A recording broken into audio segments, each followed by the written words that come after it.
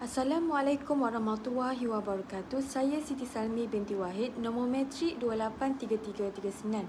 Saya akan membuat pembentangan berkaitan pengenalan konsep dan pelaksanaan kebebasan asasi di Malaysia. Di sini kita membincangkan pengenalan dan konsep pelaksanaan kebebasan asasi di Malaysia. Hak asasi atau kebebasan asasi dalam versi Malaysia adalah hak yang dianggap penting di mana kewujudannya tidak boleh dinafikan dan merupakan dasar milik individu yang mematuhi undang-undang di dalam Malaysia. Semua manusia mempunyai hak kebebasan yang sama dalam konteks kemanusiaan sejagat tanpa mengira agama, bangsa, keturunan, etnik ataupun bahasa. Selain itu, hak asasi seperti yang kita lihat dalam medan pertembungan antara kerajaan dan rakyat. Tidak mengejutkan bahawa ini berlaku kerana pihak berkuasa berpotensi menghalang atau menafikan hak asasi rakyat biasa sama ada sebagai individu ataupun sebagainya. Teori atau konsep berkaitan. Terdapat beberapa hipotesis yang berkaitan dengan pembentukan hak kebebasan asasi yang tidak terdapat dalam Perlembagaan Persekutuan atau hak asasi manusia antarabangsa. Hak kebebasan asasi terbagi kepada 4 teori yang berbeza, iaitu teori moral.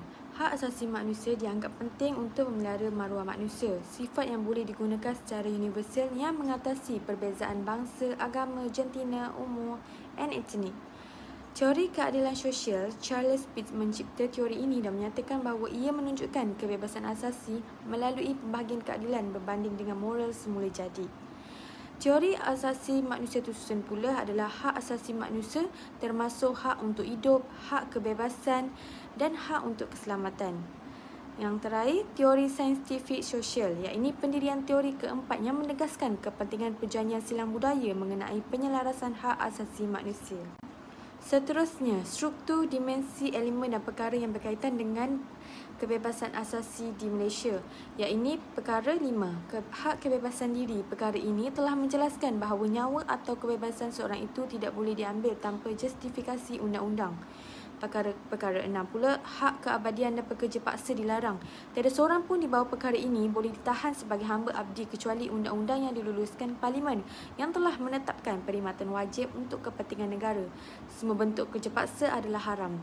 Perkara ke-7 pula adalah hak perlindungan daripada undang-undang jenayah dan perbicaraan berulang, iaitu individu tidak boleh dikenakan hukuman atas perbuatan atau peninggalan yang tidak dianggap boleh dihukum di bawah undang-undang pada masa perbuatan atau peninggalan tersebut dijalankan. Seterusnya, perkara 8, hak kesamarataan.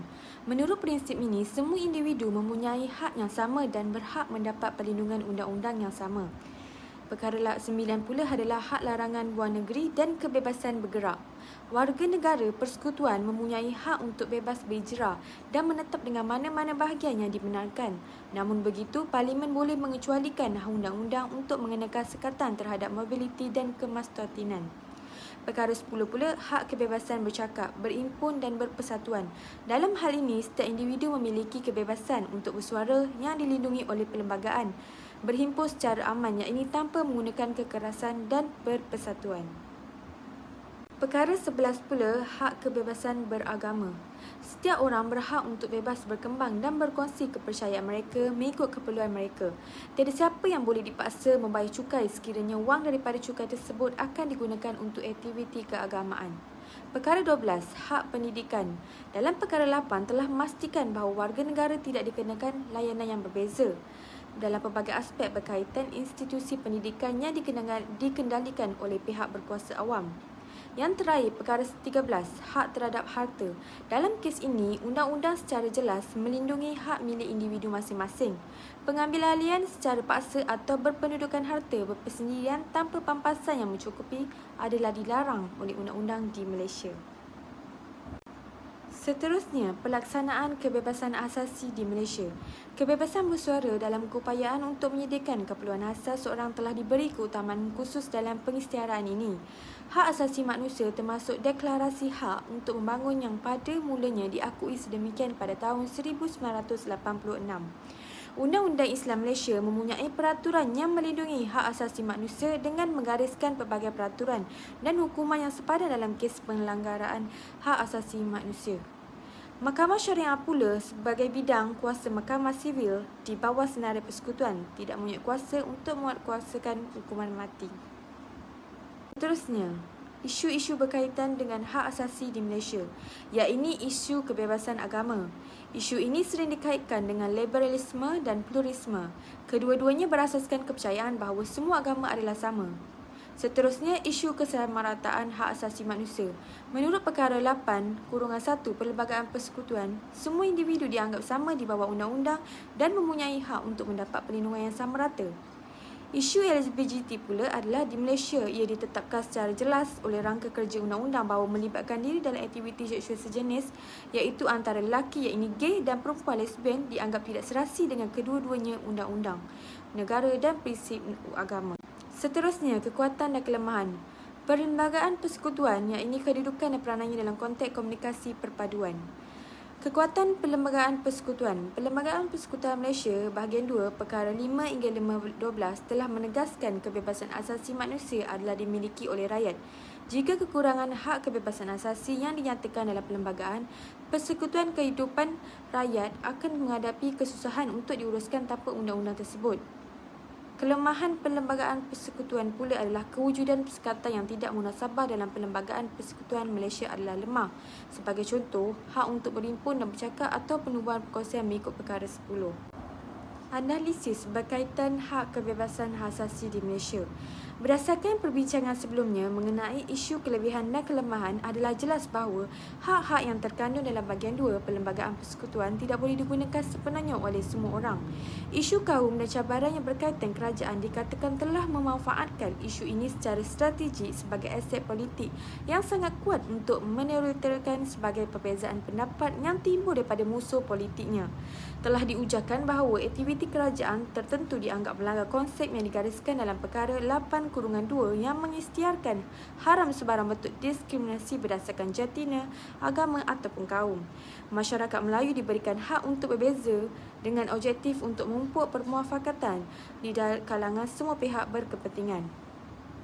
Cadangan penambahbaikan hak kebebasan asasi di Malaysia terbagi kepada 3, iaitu perpaduan monarkisme. Bagi setiap kes yang berkaitan dengan kebebasan asasi di Malaysia, satu tribunal khas untuk ditubuhkan. Ini kerana adalah wajar untuk memperluaskan sistem pengaduan kebebasan asasi di Malaysia dan memasukkan konsep perundangan khusus untuk melindungi hak pengadu seperti yang dilakukan oleh Suruhanjaya Pencegahan Rasuah. Seterusnya, menghormati kebebasan beragama, membenarkan kepada semua rakyat Malaysia hak kebebasan untuk mengamalkan kepercayaan mereka sendiri tanpa gangguan. Lakukan apa yang perlu dilakukan dalam melindungi komuniti agama kumpulan lain yang terdedah daripada diskriminasi, keganasan dan intimidasi. Seterusnya, mempertingkatkan kerjasama antarabangsa Malaysia. Ini perlu mengambil beberapa tindakan untuk memupuk kerjasama antarabangsa.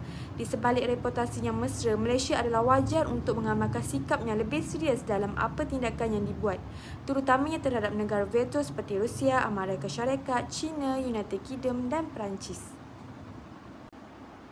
Kesimpulannya, walaupun jaminan hak kebebasan asasi dijamin di bawah Perlembagaan Persekutuan, masih jauh lagi perjalanan Malaysia untuk memertabatkan semua masalah berkaitan hak kebebasan asasi.